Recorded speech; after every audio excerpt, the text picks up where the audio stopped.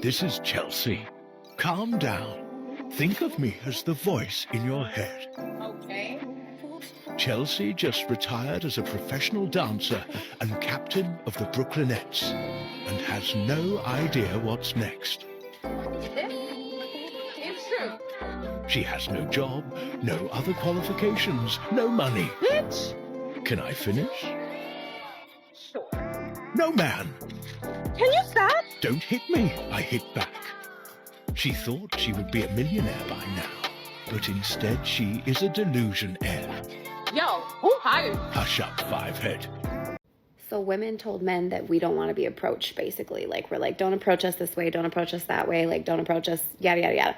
So the good men who actually value our opinions and want us to be safe and comfortable, they did what we asked. They stopped approaching us. But guess what we're left with now? We're left with the whole subsect of dudes approaching us that were the whole reason for us saying we don't want to be approached in the first place. So all the good men have decided, cool, you don't want us to approach you, we won't approach you. We won't approach you in the gym, we won't approach you in the grocery stores, we're not going to approach you. Now it's the knuckleheads that we don't want to deal with who are like, oh, bet, let me shoot my shot. What we were hoping for is definitely not what we got. It's not what we got. Because now it's a bunch of inappropriate men approaching us in the worst ways. Meanwhile, the good men who actually respect our opinions and our wishes have stopped approaching us all together. Yes, ma'am. You got to be careful what you ask for. But let's normalize women just approaching men. I feel like genuinely nobody speaks about the hardships of not being a hoe. Because I got morals.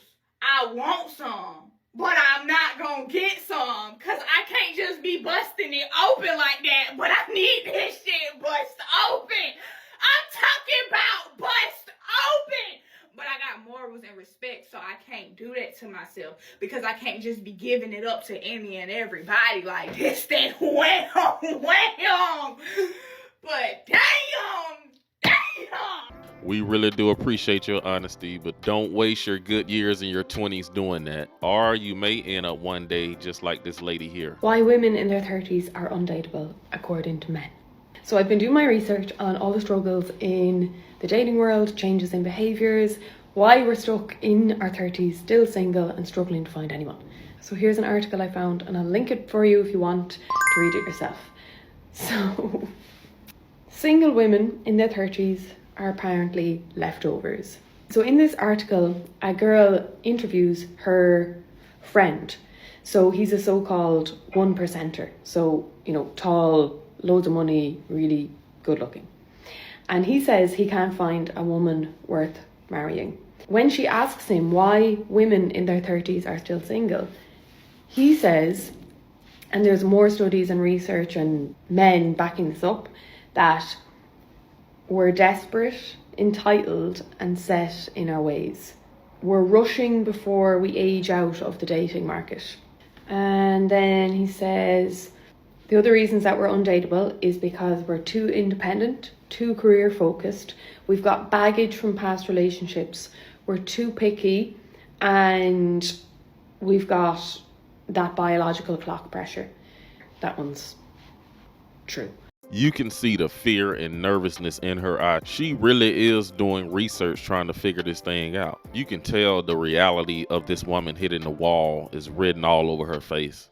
So basically being self-sufficient, knowing what you want and not tolerating red flags makes us intimidating and not attractive. But we're not undesirable, unattractive, undateable, but we're not single because we're unattractive or undesirable, but because we spent our 20s and even our 30s doing things that matter. So building a career, maybe setting up our own business, maybe healing from terrible past relationships, trauma, or maybe we're just like spending time on our own, learning and figuring out who we really were. I spent 10 years of my 20s completely single, and it was the best time of my life because I got to know who I really was before I introduced myself to anyone else. Guys, they really need to do a case study on when a woman says she had to go find herself, and not judging all women, but what some of these ladies mean by that is, I'm gonna go out and build my career and I'm gonna sleep around too. So I wish they would define more when they say things like, I took my 20s to go explore and find myself. A lot of men are looking for traditional women who already know who they are. Like, what are you searching for? But that doesn't mean that we're masculine, unattractive. It doesn't mean that we should have missed the boat.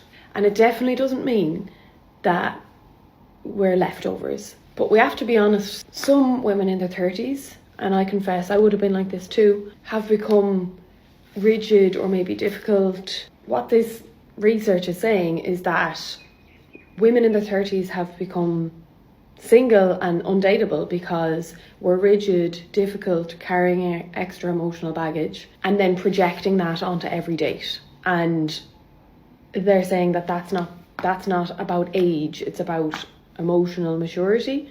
And maybe for some women that is the case, but I know for myself and all my friends, all of us in our 30s actually are dateable. We're not undateable, we're unwilling to settle, and we've done the work. And we're looking for a man that's done the same, because we want depth, honesty, connection, emotional maturity. And that is not too much to ask for. That's just not what some men are willing or capable or able to meet. So make sure that you're not lowering your standards to be dateable. And make sure you're leveling up your energy. And then those who can't match it are disqualified. So what do we think about that research on why women in their 30s are undateable, according to men? So all that research she did, she ain't listened to nothing that man said in that article. Only thing she did was try to change what he said in the article. Like, give it up, ma'am. You just missed your time. That's all. People are always surprised. Why are you single? Oh my God. Why you don't have a man? Why? I don't know. I don't know. I have my own career. I have my own money. I have my own shit together. But I don't know. The men that have their own shit and their own career and their own money, they're not looking my way. I'll find one and they're just trying to fuck me. That's all. The guy that is fucking has to pay your room in someone's house and he has no career, he has no ambition, no goals. Oh, I'll give you my babies.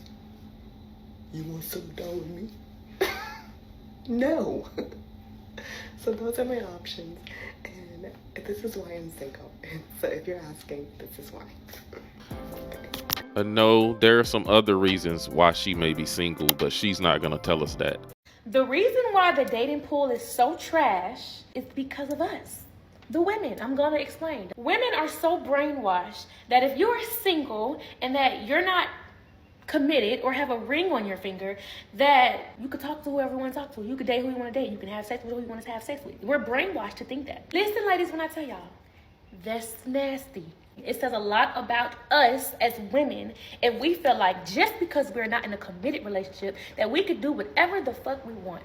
Why is it that what we want is to be outside? Why is it that what we want is to have a roster? That's a problem. And then y'all wonder why men treat us how they treat us is because we treat ourselves like this. Hear me out. Treat yourself as if you're sitting on the right-hand side of God. If you treat yourself like that, you will require a lot more from men and a lot more for yourself. We need to be untouchable, women. We need to make these men start working for it again. And I'm not even talking about the kitty. I don't care if you're single. Y'all need to walk around here as if you're untouchable. You do not need to have these men having access to you. I don't care what y'all say. Men just gonna be men. No, men are gonna be who you allow them to be. And if you allow them to keep coming back, if you allow them to talk to you crazy, if you allow them to keep getting the cookie and they're doing bare minimum, they're gonna keep doing it. You're gonna attract who you are. When you look in the mirror and you see a beautiful woman, a hardworking woman, you see all these good qualities about yourself, a man is going to be attracted to that and you're going to attract that type of man. And then just imagine when you have multiple men and you start catching feelings for them, because that's how women work. We think with our heart. Now we liking them. Eventually we're going to lay down with them. If you're talking to 10 different dudes or 5 different dudes, out of them 10 or out of them 5, you're going to lay down with at least 3. And if you ain't sleeping with 3, you're sleeping with at least 2 of them. Why? Because women are curious. We sleep with one, and now we're curious. I wonder if number 2 is better than number 1. Oh my goodness, they do that? Yeah, I guess they be looking for the best sex possible. And I think that was the young lady from the Screamer University that Casanet them did. So it's interesting to see her take on, and to see that she still thinks a bit traditional. The men that y'all claim don't exist no more, I had that type of man. I had him. And I lost him because I was stupid, foolish, young, immature, possessive, mean, with a nasty attitude, ungrateful, entitled, and ignorant. I had a good man. One who gave me roses, romantic surprises, lingerie, gift baskets. He cooked, he cleaned, he had roses and candles lined up to the floor. He was romantic. He would throw me $1,000 even when he wasn't rich just to go get my damn hair done. My toes, my nails was there. He cared about me. He played old school music and slow dance with me. He fucked me good, took care of me, took care of my kids. I had a good man. And I lost him because I, first of all, was shocked that I even got somebody like that. I had never had nobody like that before. And I went into overdrive just doing stupid shit to try to control him and put my claws into him. And it was unnecessary because I had somebody who loved me for real and did not cheat. Loyal. Oh, loyal. If you got some man like that, please do the work. Be appreciative and be grateful. Don't be entitled. Do kind and nice things for him. Don't just be a taker. Give back. Respect him. Oh, respect him. Because that man, baby, he gone. He with a new woman. And she looked happy as hell. She looked happy as I did when I was with him. I'm happy for her. You live, you learn. But I'm here to tell you, you guys always say, oh, there's no good men that don't exist. They exist, but they are rare. And if they came into your life, take this message as go get some therapy, go get some help, go heal, go work on yourself, and pour back into that man. Because a good man will wake up one day. Good men are not blinded to the fact that they are a wonderful person to be with. They just love your ass.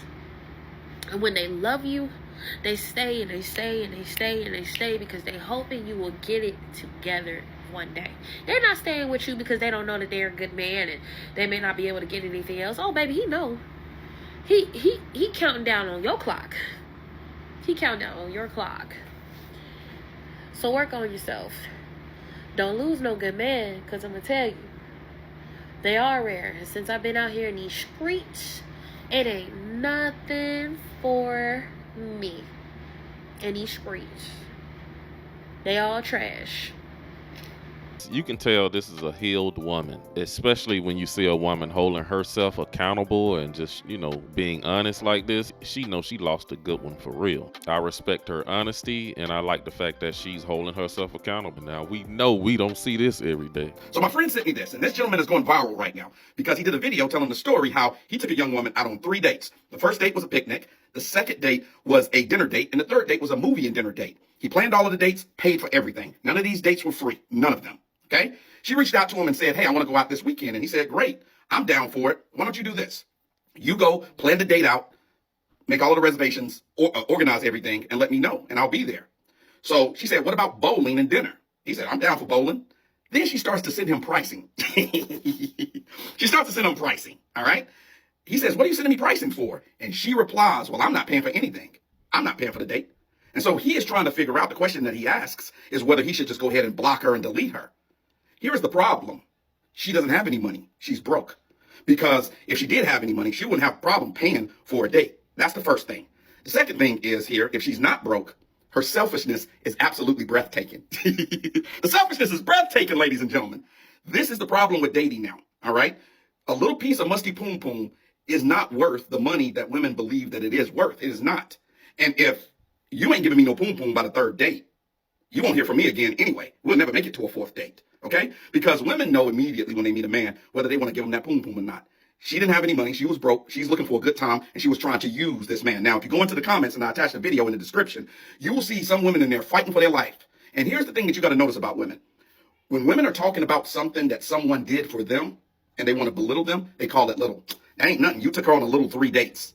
But whenever they do something for someone, it's always bigger. It's always massive, larger than life. This is why me and I becoming passport bros. This is why I don't date in America anymore. Is because the selfishness is breathtaking. And you're dealing with a lot of broke women. Let me know what you think in the comments. Should he cut it off after these 3 dates? Or should he give it a 4th date? Is she wrong for being selfish? Or she's right? Black men, start recording her. I don't care what nobody say. I don't care if they call you sassy. I don't care if they call you bitchy. I don't care if they say you acting like a woman. When that bitch start acting out, start recording her. When she starts turning up, the moment she raised her voice, secretly put your phone on record, okay? Because there is a lot of women, all right? And they don't want to talk about it, but I'll say it because I know I ain't scared. There's a lot of women who will use your background against you. There's a lot of women who will cry victim. There's a lot of women who will pretend to be a victim and will call the police on you and set you up and have you arrested. And y'all already know this. And we already know this. We know what's going on. Stop setting yourself up because you want to be so masculine and manly and you just over here getting bullied and beat up by a bitch. Stop. Get these girls arrested. Start having them arrested. Have them locked up. The same exact way they're trying to have you locked up. Have them locked up. Because there's a special place in hell for females who call the police on men and lie because they're not getting their way. And what we're not going to do is sit here and pretend like it's not happening a lot. You literally got grown women who will cut the fool and create scenarios in their head and call the police and play victim, especially if you have a criminal record. You have women who will literally seek out men with criminal records because they know they can use it against him if he goes against whatever it is that she wants him to do for her. Start recording these bitches when they doing stuff like this. Start recording them. Stop setting yourself up. Stop. Just stop. Because a lot of these women are abusers as well. A lot of these women on here talking about get black men arrested for get black women arrested for domestic violence as well. Have these hoes locked up. Guys, you know it's bad when these studs out here ranting and raving about these women too. Niggas want to talk to gay girls so bad. Take them! Take them! Please! Because I can't, oh my fucking God! You ask a bitch why she love you, she gonna start naming everything you do for her. She gonna start naming, she gonna start pulling shit out her ass. What you do for her. She ain't gonna say cause you as a person. I like you as I love you as a person and you this and you that. No, it's what you do for the bitch. If you don't do shit for the bitch, she don't love you, gang. Damn, bitch, you don't see the real me. You don't see I got a great fucking personality. I'm a great fucking person. Bro, I'm so fucking upset, bro. I don't even want to talk no more for the rest of the fucking day. This shit really just be pissing me the fuck off. Oh, my mama. Men, you need to learn how to separate how you feel about her from how she makes you feel about yourself. Because you might think she's adorable and sexy and fun and intelligent. But if she is causing you to question your worth and she's making you feel unimportant and anxious and confused, then that's your reality. And I'll tell you this much. If she's making you feel like an afterthought and just you know something's off and you want to be treated better, then you're settling for something less than. Maybe because you're afraid of being alone or fear of the unknown. But trust me, I know you don't know me, probably, but trust me. You deserve someone who's crazy about you. I remember being 15 years old and I asked my grandma, did grandpa ever cheat on you? Now, backstory. My grandfather was the very first black boiler technician master chief in the Navy. Also, my grandmother had 11, 12 kids. In between each child that she birthed, she had a miscarriage. So she had been pregnant 22, 23, 24 times, somewhere in there. All right, back to the present. I said, Grandma, did he ever cheat on you? She said, of course he did. My mouth hit the floor. Because, bitch, why are we still with him? I said, Grandma, why didn't you leave him? She said, Naima, that man put all of my children through private school and I was never on any public assistance. She said the women used to call the house all the time and would be like, Helen, when you gonna leave? And she said, bitch, leave. Why? So you can have him? So the moral of the story, guys, is be financially stable. But the truth be told, back in the day when our grandparents was growing up, she had to stay with that man just for the financial security. Like, yeah, she had 13 kids. She had to do the right thing by her kids and stay in that marriage, unfortunately. But that's all I got in this video. You guys drop a comment down below and let me know what you think about what this lady had to say. Be sure to hit that subscribe button, like the video. Thanks for watching. I will see you guys in the next one.